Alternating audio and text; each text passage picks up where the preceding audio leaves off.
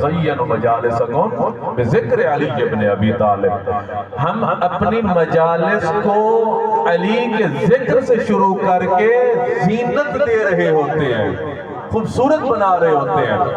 بس جن مجالس میں علی کا ذکر ہو وہ مجالس نیک ہوتی ہیں اور خوبصورت ہوتی ہیں، اور جو مجالس بغیر علی کے ذکر سے شروع کی جائیں وہ مجلسیں نہیں بلکہ نحوست کا سبب بنتی ہے۔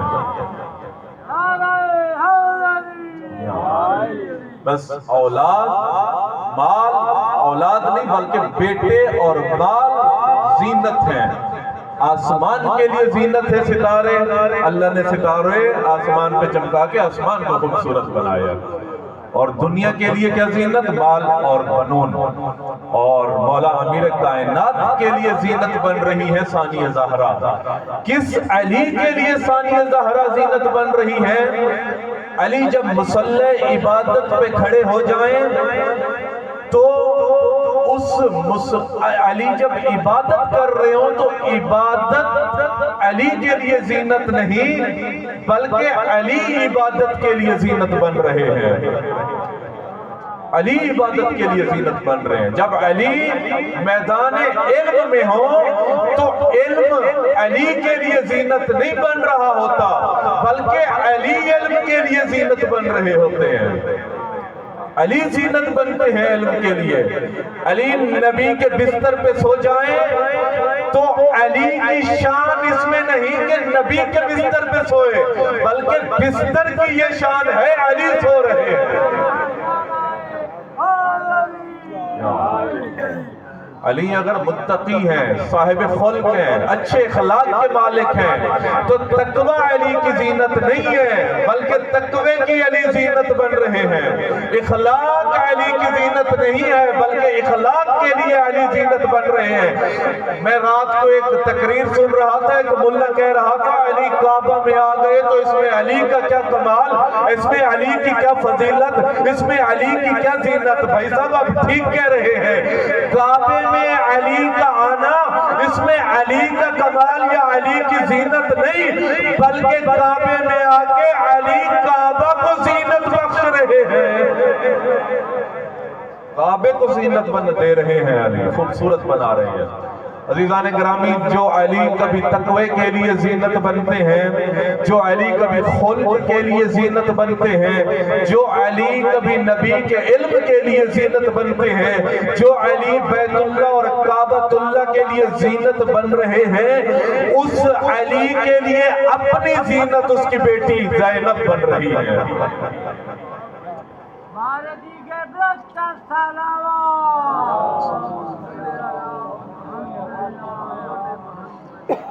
بس 5 معصومین کے ہوتے ہوئے ثانیہ زہرا کی آمد ہوئی مولا امیر کائنات کے گھر میں۔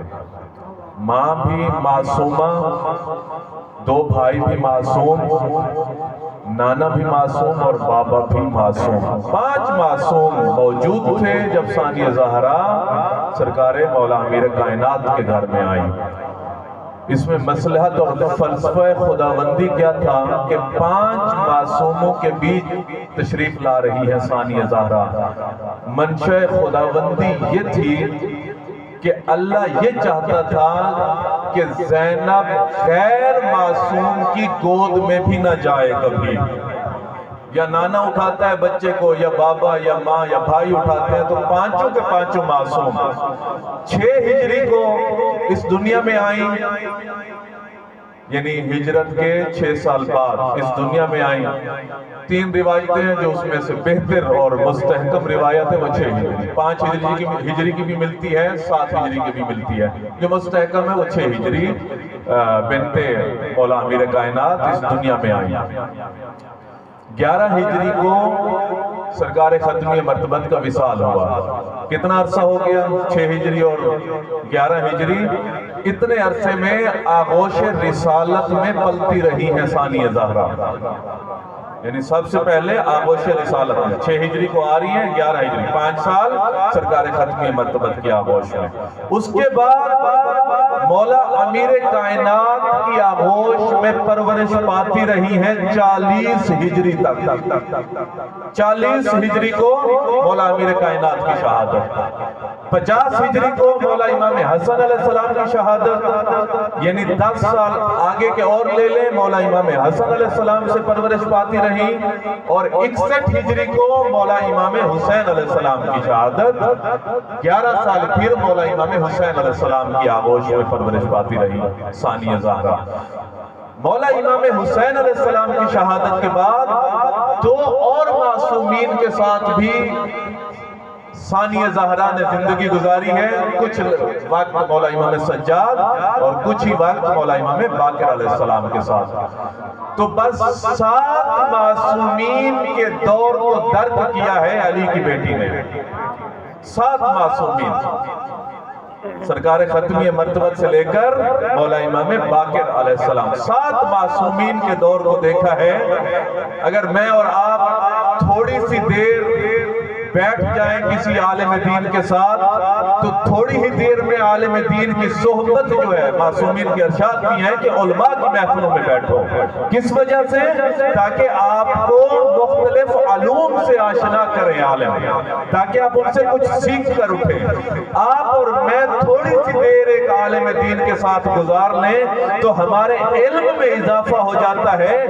جو علی کی بیٹی 7 معصوموں کے ساتھ وقت گزار کے گئی ہے وہ عالمہ غیر معلمہ ہوتی ہے. 7 معصومین کے ساتھ وقت گزارا ہے مولا امیر کائنات علیہ السلام کی سائزادی نے، اور 7 معصومین علیہ السلام سے سیکھا ہے. نبی مکرم صلی اللہ علیہ وآلہ وسلم سے بھی تعلیم و تربیت لے رہی ہیں. بی بی کا لقب بھی ہے عالمہ غیر معلمہ. عقیلہ بنی ہاشم بی بی کا لقب ہے. زاہدہ، تقیہ، نقیہ بی بی کی القابات میں سے ہیں. اور عاقلہ بنی ہاشم کی بی بی کو کہا جاتا ہے. عالمہ غیر معلمہ کہا جاتا ہے. یعنی کیا؟ یعنی ایک ایسی عالمہ کہ جنہوں نے کسی سے تعلیم حاصل نہ کی ہو بلکہ خدا کے لطف و کرم سے عالمہ بنی ہو. عالمہ غیر معلمہ بی بی کے القابات میں سے ہیں. عزیز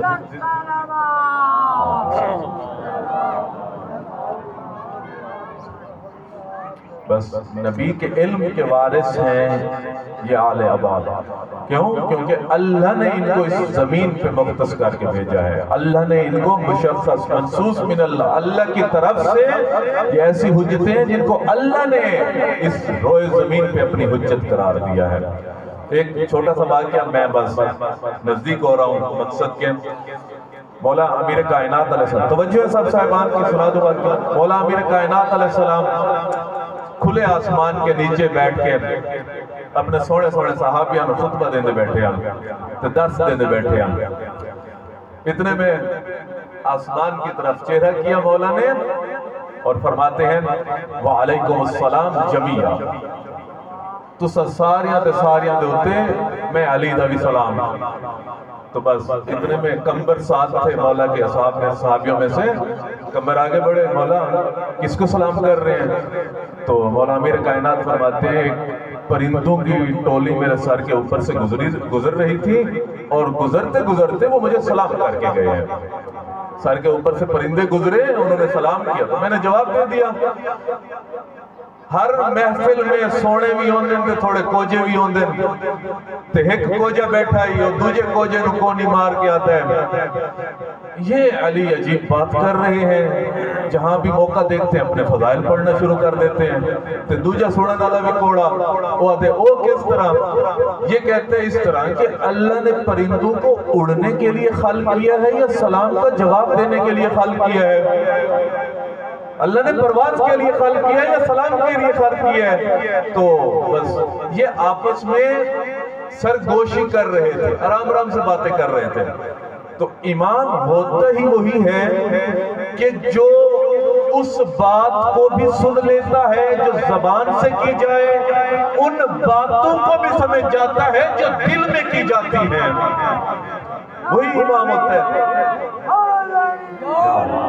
بس اس نے اعتراض کیا کہ اللہ نے پرندوں کو پرواز کے لیے خلق کیا یا سلام کے لیے خلق کیا؟ تو مولا امیر کائنات نے یہ بات سن لی۔ سننے کے بعد مولا نے قمر کو مخاطب کیا، فرماتے ہیں قمر نے فرمایا جی وارث منبر۔ علی فرماتے ہیں ان پرندوں کو واپس بلائیے، جو گئے تھے نا سلام کر کے، علی فرماتے ہیں ان کو واپس بلائیے۔ تو یہاں پہ تھوڑا سا سوچنے والا مرحلہ ہے۔ مولا امیر کائنات کی بارگاہ میں نجف میں جاتے ہیں، ہاتھ باندھتے ہیں، یا علی یہ کیا وجہ ہے؟ پرندوں کو آپ بھی واپس بلا سکتے تھے، یہ قمر سے کیوں بلوا رہے ہیں؟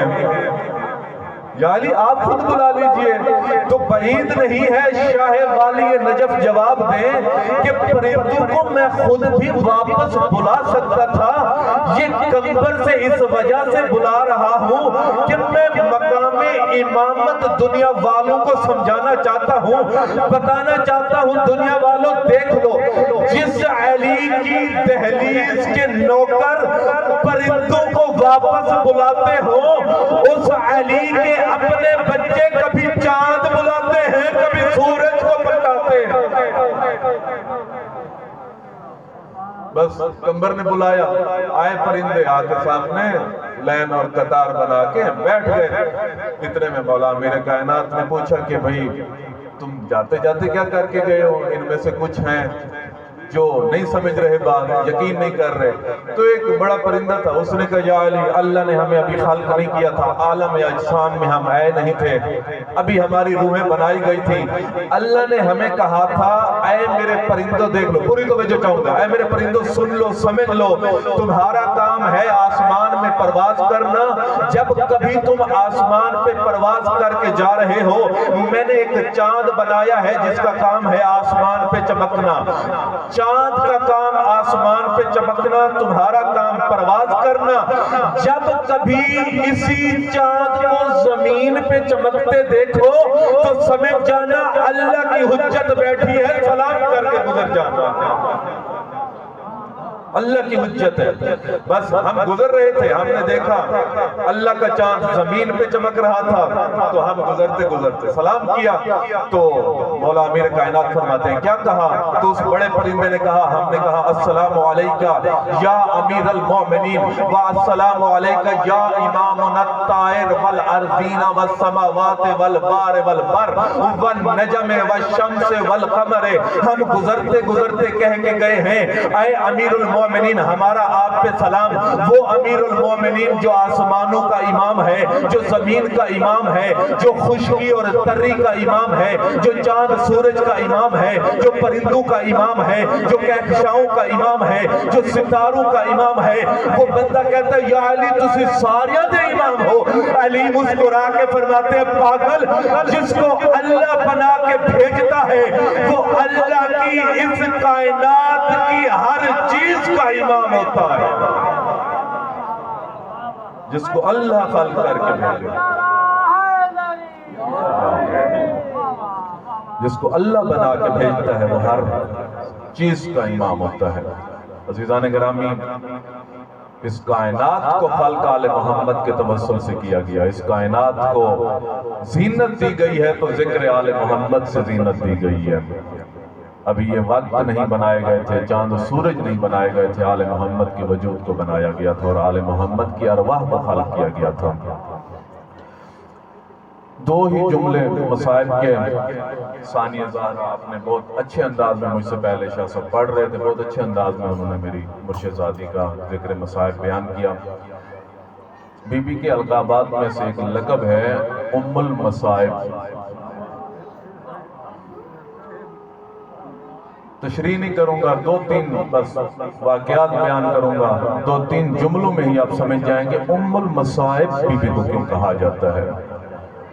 ابھی میری مرشد زادی کا سن اتنا زیادہ نہیں تھا کہ جب نانا کے کلمہ پڑھنے والے آگ لے کے دروازے پہ آ گئے تھے،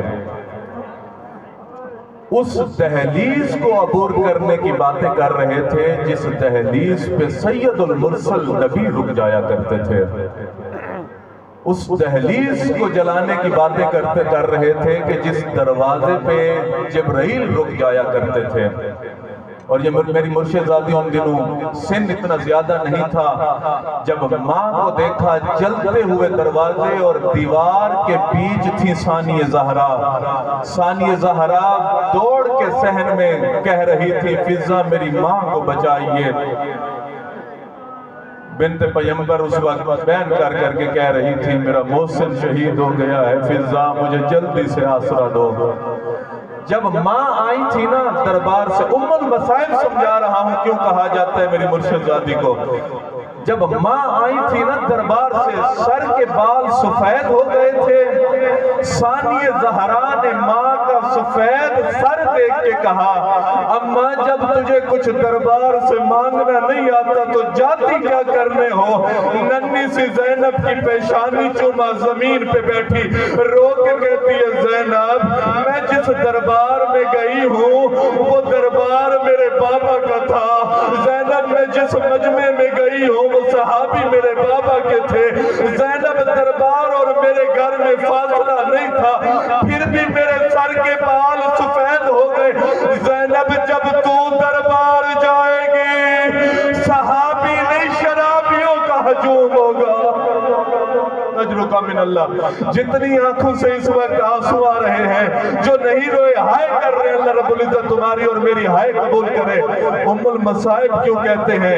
ایک وہ وقت بیان پہنچا ہے بھائی حسن کو جو کفن پہنایا زینب نے وہ سفید کپڑے کا تھا، جب یہی لاشا واپس گھر میں آیا لاشے میں تیر تھے، کفن سفید نہیں سرخ ہو گیا تھا۔ بابا علی کو ضرب لگی، میری مرشدزادی نے دیکھا، بھائی حسن کو تیر لگے، میری مرشدزادی نے دیکھے، بھائی حسن کا زہر کی وجہ سے کلیجہ پھٹ کے منہ سے نکل رہا تھا، میری مرشدزادی نے دیکھا۔ عزیزانو بہت زیادہ مصائب اور بہت زیادہ مصیبتیں میری مرشدزادی نے جھیلی اور دیکھی۔ ماں زہرا کی ٹوٹی پسلیوں پہ پٹیاں باندھتی رہی، علی کی بیٹی۔ میری مرشدزادی سے پوچھا گیا تھا ثانیہ زہرا سے، جب شام میں 1 سال کی قید سے واپس آئی تو پوچھا گیا تھا کہ آپ کو سب سے زیادہ مشکل لمحہ کون سا آپ نے دیکھا ہے اس سارے سفر میں؟ میری مرشدزادی نے کہا جب ہمیں پابند سلاسل کر کے کربلا سے شام لے جایا جا رہا تھا تو راستے میں ملائین یہ کہتے تھے کہ ہم باغیوں کی بہنوں کو لے کے آ رہے ہیں، جب ہم ان ہجوم سے گزارے جاتے تھے تو لوگ کہتے مارو باغی کی بہن، جب میرے بھائی کو باغی لوگ کہتے تھے مجھے بڑی تکلیف ہوتی تھی، میں ان پتھروں کی بارش میں لوگوں کو کہتی لوگوں میرے حسین کو باغی نہ کہنا، لوگوں میرے حسین کا اس وقت سر سجدے میں تھا، جب 70 قدم سے میں دیکھتی رہی شمر جالس علی صدر الحسین، شمر میرے بھائی حسین کے سینے پہ بیٹھا تھا، کبھی اپنے خنجر کو پتھر پہ مارتا، کبھی حسین کے گلے کو کاٹتا۔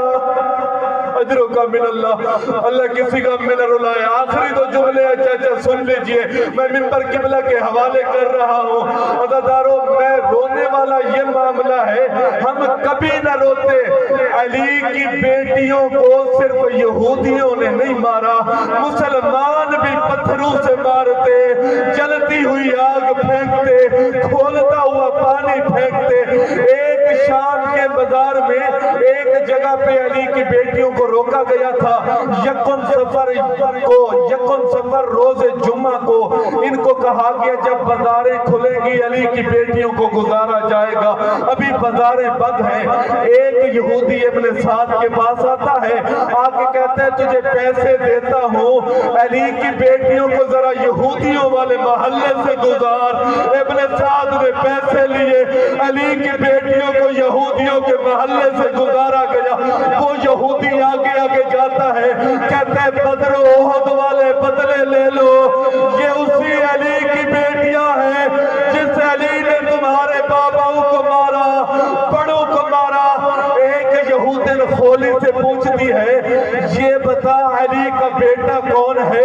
میں یہ پتھر علی کے بیٹے کو ماروں گی، میں علی کے بیٹے کو ماروں گی۔ خولی نے سانگ پہ حسین کے سر کی طرف اشارہ کیا، کہا یہ علی کا بیٹا ہے۔ اس ملونہ نے علی کے بیٹے کے سر میں وہ پتھر مارا۔ ایک اور یہودن کہتی ہے میں علی کے بیٹے کو نہیں ماروں گی، مجھے علی کی بیٹی دکھا۔ فشار من الید، اس نے زینب کی طرف اشارہ کیا۔ اتنے میں عباس کی بہن دوڑتے ہوئے آئی، آ کے کہتی ہے اس کو نہ مارنا، وہ یہ نبی کی بیٹی ہے، یہ پتھر مجھے مارو، میں علی کی بیٹی ہوں، وہ میں علی کی ساجدہ تھی۔ وَسَيَعْلَمُ الَّذِينَ